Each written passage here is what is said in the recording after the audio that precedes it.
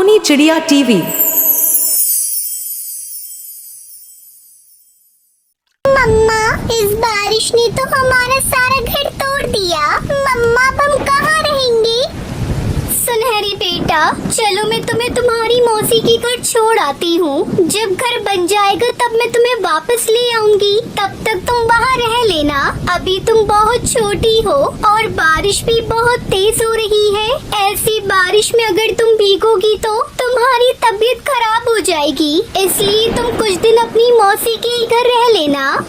ये कहकर टुनटुनी चिड़िया अपनी बेटी को लेकर अपनी बहन के घर जाती है। पिंकी बहन, अरे ओ पिंकी बहन, दरवाजा खोलो, मैं आई हूँ टुनटुनी।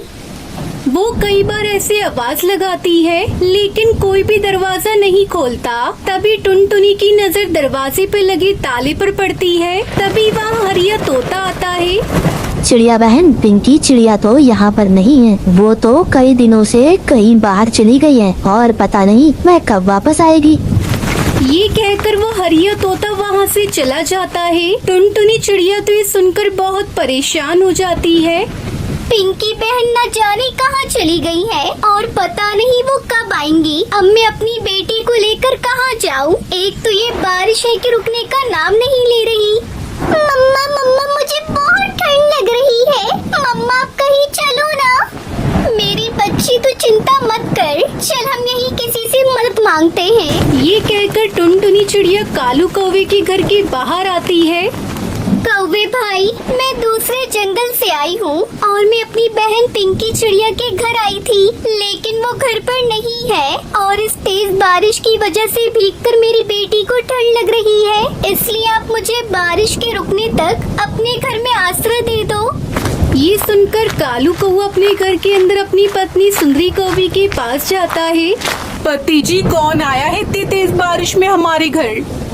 सुंदरी, वो अपने पड़ोस में पिंकी चिड़िया है ना, उसकी कोई रिश्तेदार है। वो उसके घर आई थी, लेकिन पिंकी तो घर पर नहीं है, इसलिए वो बारिश रुकने तक हमारे घर पर रहने की बोल रही है। नहीं नहीं कालू जी, मैं नहीं दे सकती किसी को अपने घर में आसरा। उस चिड़िया से मना कर दो। लेकिन गौरी, उसके पास एक पोटली है, तुम एक बार जाकर उससे बात तो करो। क्या कहा कालू जी? उसके पास पोटली है? तुम रुको, मैं भी जाती हूँ।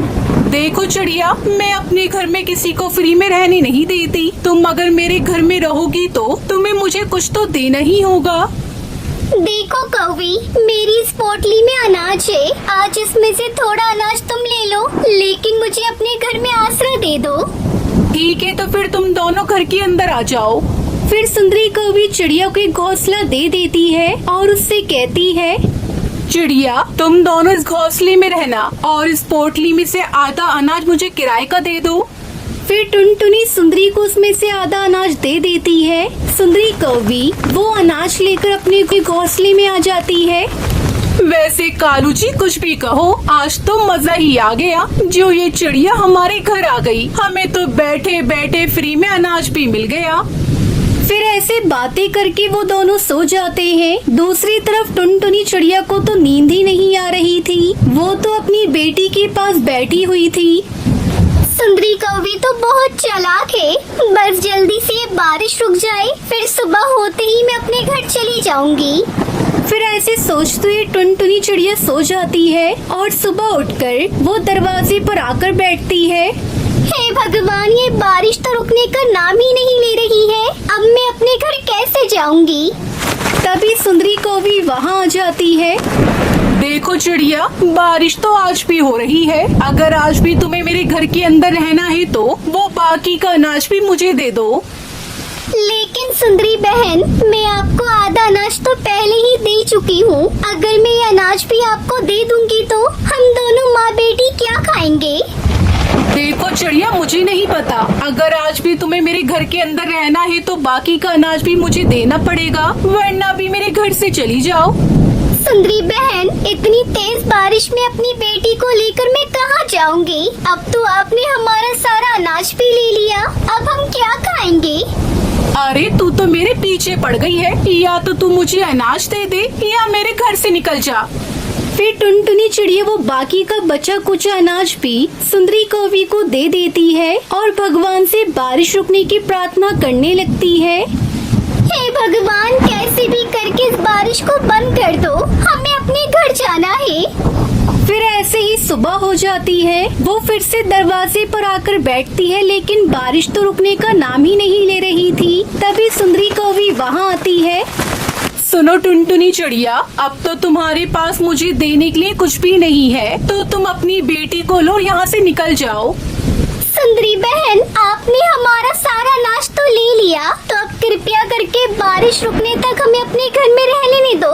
हम इतनी तेज बारिश में कहाँ जाएंगे? सुनो चिड़िया, मेरा घर कोई धर्मशाला थोड़ी है, इसलिए तुम मेरी बला से कहीं भी जाओ।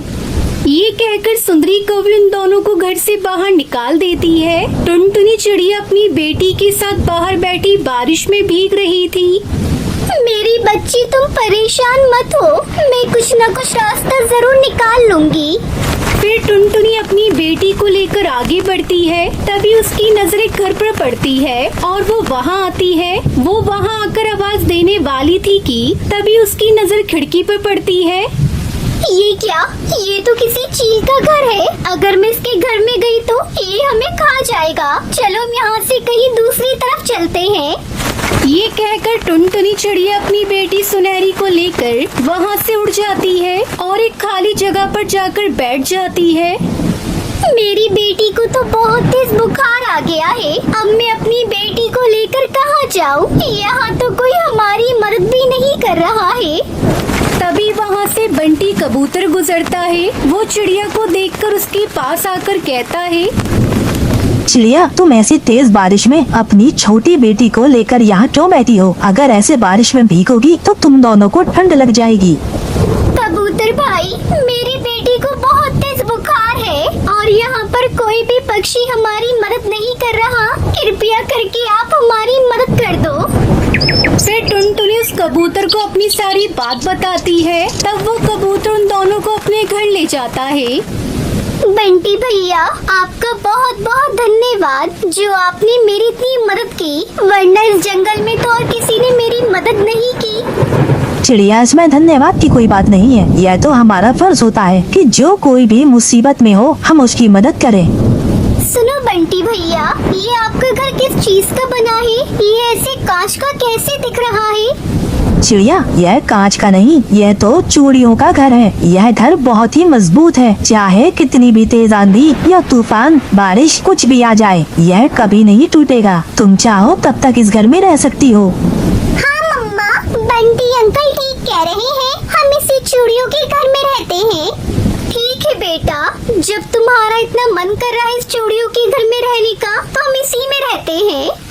फिर इस तरह वो दोनों माँ बेटी बंटी कबूतर के चूड़ी के बने घर में खुशी खुशी रहने लगती है।